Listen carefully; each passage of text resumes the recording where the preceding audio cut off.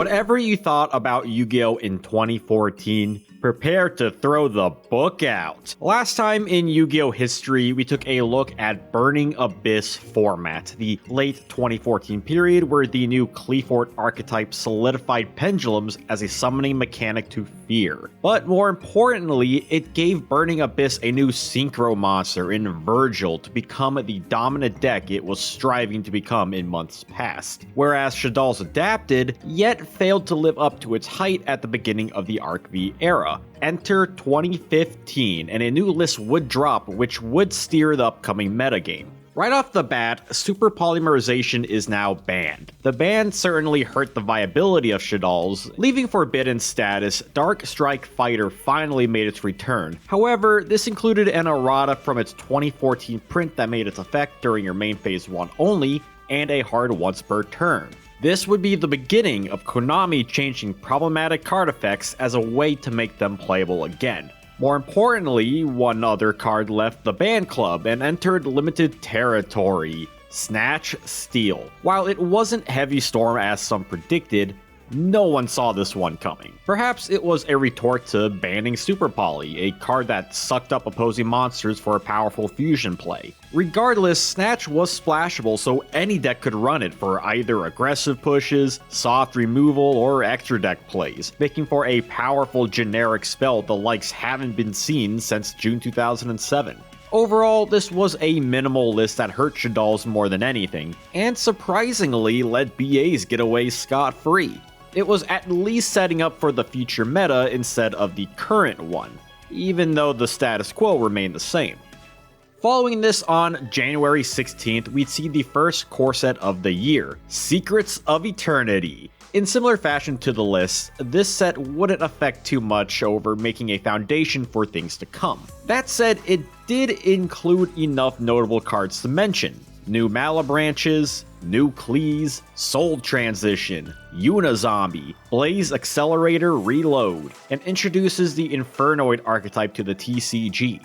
Other archetypes introduced here would be Nekroz and Ritual Beast, which would only kick off with a few cards each. A taste of things to come. Overall, BA and Qli gained the most from Secrets of Eternity. If you're more of a hero player, then the new Hero Strike structure deck on January 30th would be more your thing. The deck introduced much needed hero support, like Elemental Hero Shadow Mist, which was like a secondary Stratos that could also search a change quick play spell. Masked Hero Darklaw, which acts like a walking dimensional fissure, and Mask Change 2, which could turn any monster into a masked hero. The Duality and A Hero Lives reprints were the cherries on top. This new influx of hero cards would help make the hero a solid anti-meta strategy against any graveyard-heavy deck, though their main issues were that the top decks were still clearly running the Asylum, and that Mask Change 2 was generic, so any deck could run Darklaw, not just heroes. Regardless of what deck you played, YCS Charleston would arrive on February 2nd. BA would immediately bear its fangs as Jonathan Gomez would take the gold. Keep in mind that Hero Strike would not be legal at this event, but the hidden armory into Snatch Steel only added power to an already strong deck, in addition to enemy controller to steal more monsters and trigger BA cards. Qlis were good too, but it just wasn't as consistent even with the new Qlis and Soul Transition. At least a topping Volcanic deck would turn some heads, showcasing that a single common card can rejuvenate an archetype. To summarize Charleston format for those curious, basically the same as Burning Abyss format, just with 2 of the 3 top decks comparatively worse. But this is all to change come February 13th and the next booster set, the Secret Forces. This set surprisingly had more impact than the core sets of this era thanks to its heavy emphasis on specific archetypal support. There were 3 with varying degrees of power, like Yosenjus that were unfocused and casual at best due to their normal summoning and pendulum summoning directions. Secondly, we had Ritual Beasts, which were a mix of the Ritual and Spiritual Beast archetypes. These were like a contemporary Gladiator Beast. Konami sure likes their tagging out fusion-focused beasts, huh? This new deck's edge was that they could defuse during either player's turn. So when Duelist side-decked Defusion against Shaddol, the same power wouldn't apply when facing Ritual Beasts. For the deck had more leniency to avoid card effects, and due to card text, the deck also had a loop with Alti Kanahawk to search for multiple ritual beasts. Yet, all that said, this wasn't the rituals people were eyeing.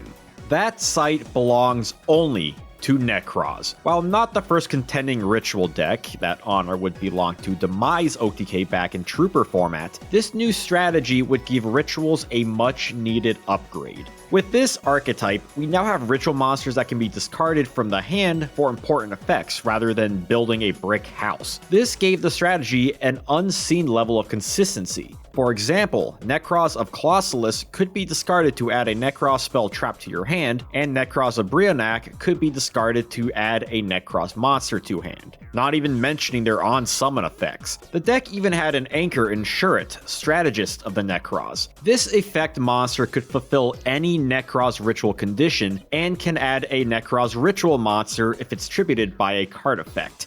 In addition to all the ritual support released by this point, the card type was one that was in a state of volcanic unrest. Furthermore, the set re-released powerful ritual support like Advanced Ritual Art, Manju of the 10,000 Hands, and Jin, Releaser of Rituals. That last card was key as it can be used for a ritual while in the grave, and if used, it prevents the other player from special summoning.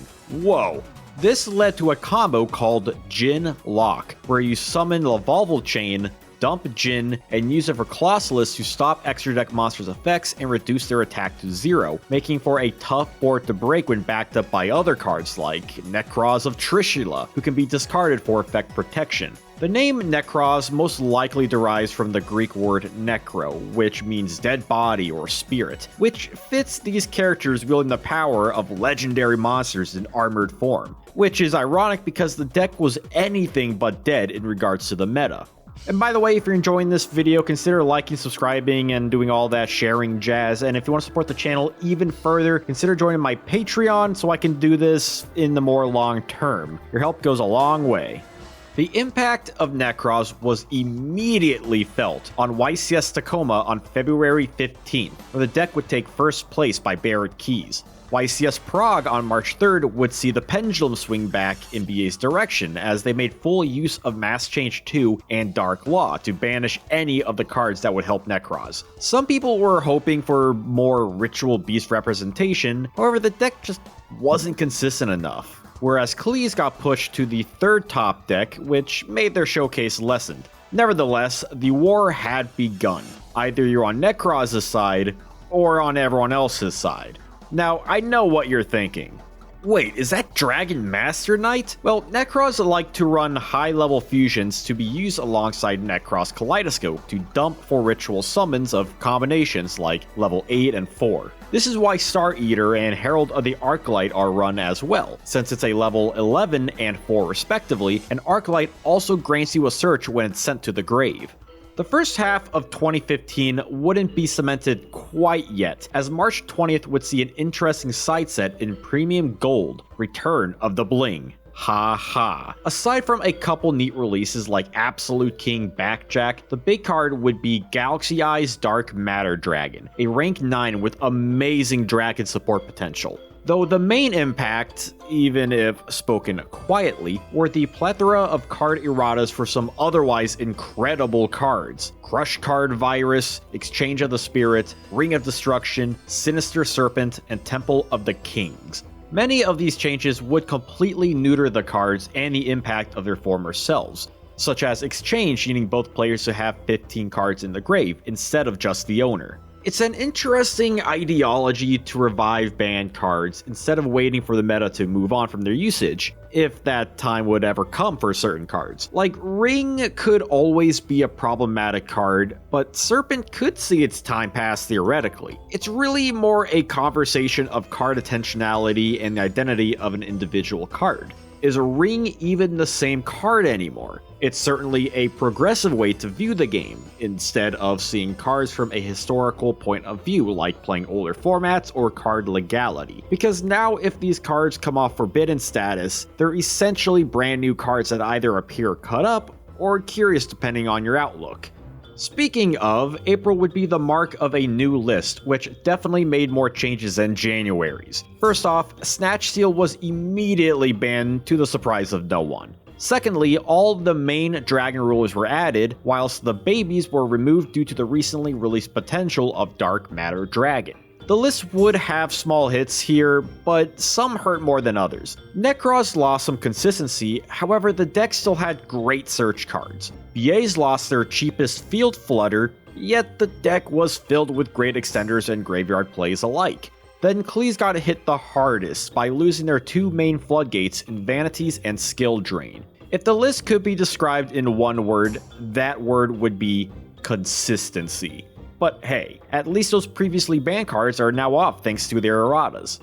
Come the next 3 YCSs in April, the meta would take a hard stance on BA and Nekroz. The Jinlock was still powerful, and BAs were having a troubled time despite with their slew of removal trap options, which helped them out the Jinlock compared to Klees or the upcoming Seraph Shadal deck that made use of the recently released Star Seraph Scepter and Star Seraph Sovereignty. Though the story told was the dominance of Nekroz. YCS Chicago in particular would show the adaptation of other decks like BA making use of the Change Crush card, or Ritual Beast finally making top cut. Something to note was that multi-time YCS winning Alpay Injin received a DQ at YCS Bochum for supposedly marking his Brionac and Trishula. Injin would deny these claims to the judges, arguing the illogic marking of the rituals and not cards like Manju. Despite his topping of the previous YCS Prague in the German Nationals in May, Konami officials used this DQ as means to suspend Injin for an entire year the day following German Nats, a banned Nationals champion. Harsh. At least he would return to the game the following year. If you were a fan of the Beast, then the next core set, Cross Souls on May 15th, would be what you needed thanks to the release of Alti Gaia Pelio, which was a much needed boss monster with powerful negation abilities. Aside from that, the set would be in similar fashion to Secrets of Eternity, which is to say it's alright. Barbar, Malabranch of the Burning Abyss, Ghost Ogre and Snow Rabbit, Galaxy Cyclone, Fiend Griefing, and Lose One Turn would be some of the notable cards you'd be on the lookout for. While nothing would shake up the meta per se, it included decent enough cards for any contending deck. The status quo remained the same at the 150th YCS in Columbus between May 24th and the 25th. Nicely, it did feature the use of Cross Souls new additions, and some fun decks at later YCSs like Volcanic, Volcanic Hero, and Mecha Phantom Beast. Despite this, the big controversy here at Columbus was the 2014 World Champion Sahabi Carradine going from limited to forbidden status. Sources claim he was caught stacking, which led to a 1-year suspension. Whether or not it actually happened, after this he remained away from Yu-Gi-Oh!